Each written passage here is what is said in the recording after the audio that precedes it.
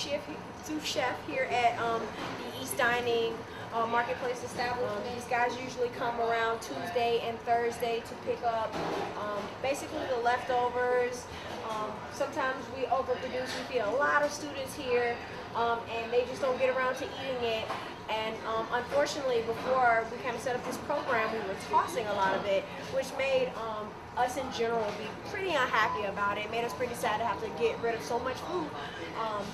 Even though we feed a lot of students here, it's not a ton of space here, so we can't keep the leftovers.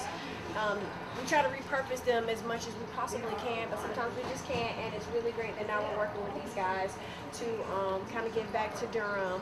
Here at Duke is really important to us to kind of give back to the community. So yeah. So this is, I'm pretty sure Miss Barbara fried this chicken a few days ago, and she's one of our leads here. She is one of our best chefs we had. She's been here, I want to say she's been here about 25 years. So this is definitely like gold plated chicken right here. Oh, this is the man who fried the chicken right here. Come on, give the man his Okay, credit. alright. So I guess he fried it this time. That's James Prince. Nice to meet you guys.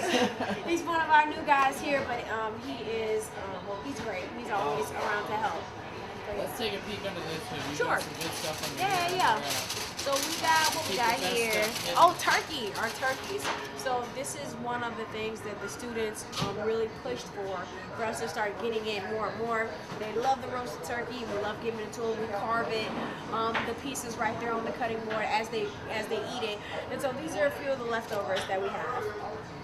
And what else we got? We got the pulled pork. North Carolina is pretty famous for the pulled pork, and so that's always a hot commodity here.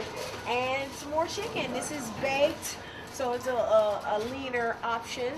But yeah, that's pretty much what we got here. We have nutritionists comes in from other colleges and universities and sort of coach us along a little bit, because mainly our food is donated, so sometimes it can be a challenge.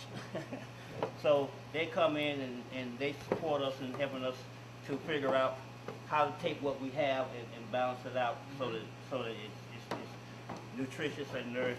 Yeah. We have a lot of clients here who have health issues, so they can't have a lot of salt, they can't have a lot of on the weekends we do breakfast, lunch, and dinner, in-house sit down in the cafeteria. During the week we do a sit down breakfast out there. We do a sit-down dinner, and we get them a bag lunch for lunch, because the bag lunch will enable them to be portable, where they can go out and look for jobs and whatever other things they need to do. If they don't have that portable lunch, they have the tendency to just hang around campus all day. Because for a lot of them, this is the only meal source that they have. So.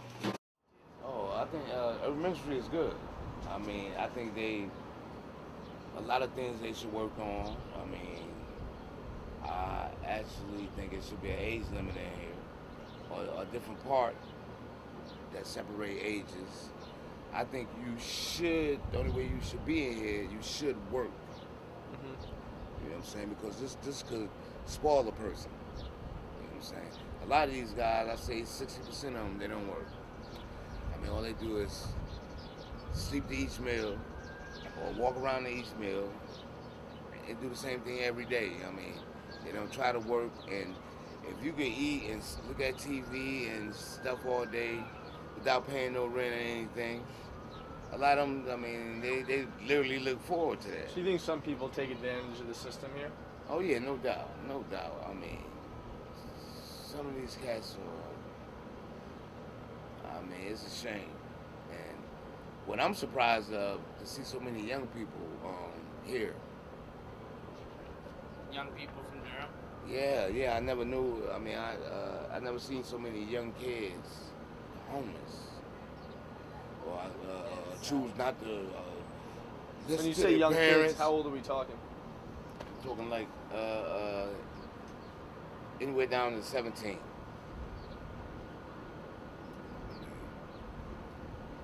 And a lot of females with kids. I mean, that's that too, you know.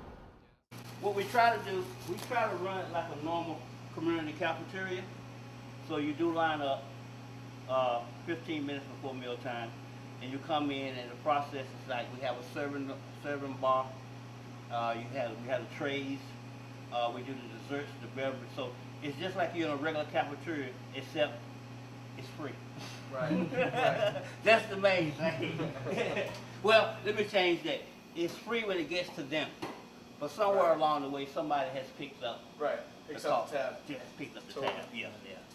So Yeah. who is it that you're typically serving? Are they mostly from Durham? How do they find out about you guys? Normally, each city, like Chapel Hill, Raleigh, have its own type river ministers.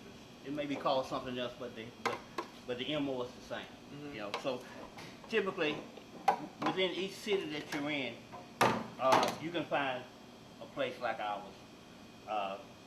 Mainly, we feed women with children. That's the main one, women with children. But we feed anybody who comes in. Anybody can walk in off the street.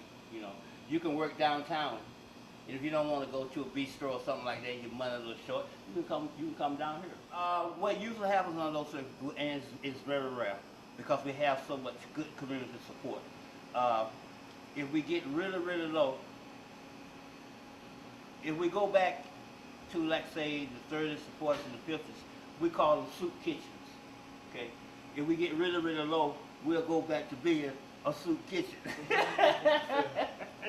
You feel me? Yeah. That's what we'll do. As long as we got great stuff like this, we're fine. But if for some reason there's a snowstorm, the power was out, employees can't get into work, then we'll rotate back to a soup kitchen, peanut butter and jelly sandwiches, Mhm. you know. So there's always you always have enough food Typically, yes. from the community, From the community, yes, we do. And and all of the food is donated, correct? 80% of it is. 80%. Yeah. Some things we have to buy. It don't have to necessarily be food, but some things we have to buy.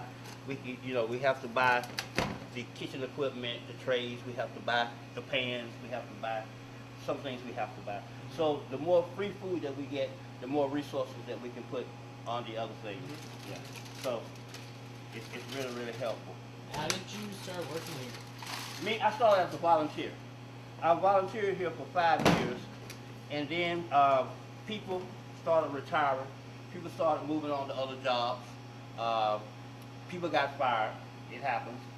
And since I was a 5-year volunteer, I knew the system, as a volunteer, because we consider volunteers as unpaid employees.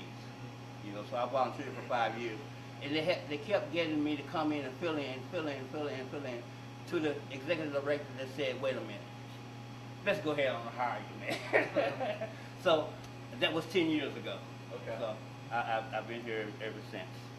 Okay, this is your last pan back. And I think this is yours too. So you guys are really, really beneficial to me, let me tell you. Cool. Well, it's been a pleasure. Let me tell you, you guys are great here. Yeah, Feed yeah. a lot of people. Yeah, so this one might be chicken and mac and cheese and green beans and bread and a fruit. And this one might be chicken, mashed potatoes, green beans, bread and a fruit. This one barbecue is very popular barbecue with barbecue coleslaw, Yeah. and this right here, well, we'll really get excited about this right here. Yeah. This will be breakfast. Work it out. All All right. right. And y'all met Brittany, right? No. Thank you guys so much. I appreciate it. Yeah.